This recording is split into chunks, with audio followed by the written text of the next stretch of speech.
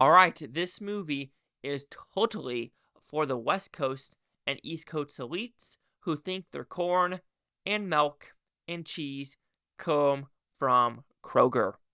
You know, there's more things to Kroger, right? Like Kroger doesn't make the cheese and can the corn, right? Right?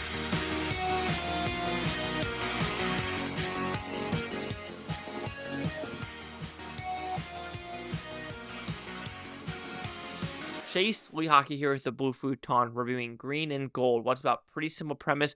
This is based off a true story about a farm in Wisconsin. As you can tell by Green and Gold, they're Packers fans, and this is basically just a heartland movie, right? With banks taking away people's lands. The economy's in the shit. Farmers are struggling right now. Suicides are occurring because farmers can't keep their land, or they're not be able to sell their crops, sell, the milk and everything like that, the eggs to stores, just because everything is in the gutter. And we're following Craig T. Nelson and his family, mostly his granddaughter, because he wants her to take over the land. But yeah, she doesn't really want the land because that's just not in her blood. She wants to be a singer. But then she realizes maybe she's meant for the land, or maybe the city life is calling for her.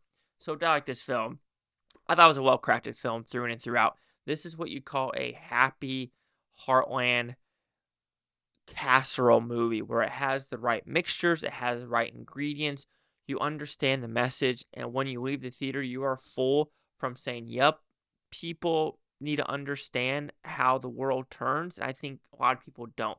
I think Craig T. Nelson did say that why he really enjoyed this movie, because it brings it back to the Midwest, the farmers, of people doing the crops, getting the milk, eggs, and things like that. Because New York, LA, you have agriculture in California, but they just assume their preppiness is better than everyone else. So let's be honest, they do.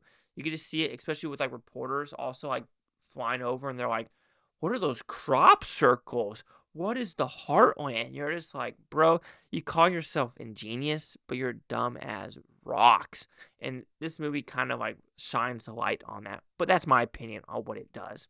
Like I said, it's a very simplistic movie, though, about family, hardship. What are you going to do for family? Is this the right life for you? Are people trying to backstab you and trying to use you for your own personal gain? And it does bring into the hard life of suicide, of maybe people, they fail. They think there's such failures in life that they think that is the only way out. And there were some touchy subjects on that. I think the funniest thing about this movie, I want to call it the product placement, because Culver's also helped with this movie. It was someone in the audience, when the credits rolled, says, I just don't understand Culver's being in this movie. Like, yeah, I understand it being a cool movie, but how do you not have cheese curds in this movie? Really? A movie about farmers in the Midwest trying to survive, and your issue with the movie is there weren't cheese curds in the movie? What? Sometimes you just don't know what people are thinking, and it makes you like second guess of like, huh? You're just so baffled about what people actually like take from movies. Culver's, of course, is a Wisconsin thing. And it's kind of funny with this movie Packers, because I grew up with the Bears, so it's very polar opposite, where it's like, yeah, yin and yang with this one just isn't going to work.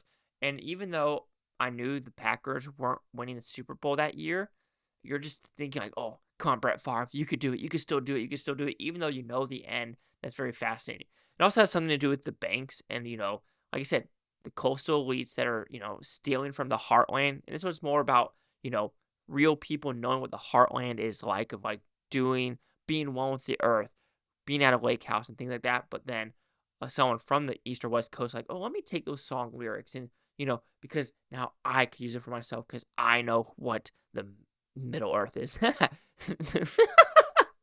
I know what the Midwest is like and things like that.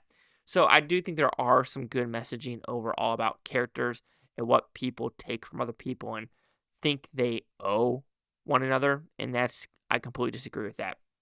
But overall, I do think Green and Gold has a fantastic message, even though I'm not a Packers fan whatsoever. Period. End of subject. I should have wore Bears gear in this theater, but I probably would have gotten jumped, and that's probably not a good OPSEC thing to do whatsoever. Know your crowd. And this is for the Packers fans through and throughout. So overall, green and gold, it does its job. It's a good message through and throughout. And I think people need to watch it to understand that the USA is massive, and a lot of states do things very different for all the other states. I love how people are like, well, California subsidies all the red states. What's California? Massachusetts, Illinois, New York's, Connecticut's deficit again? That's right. They're not in the black.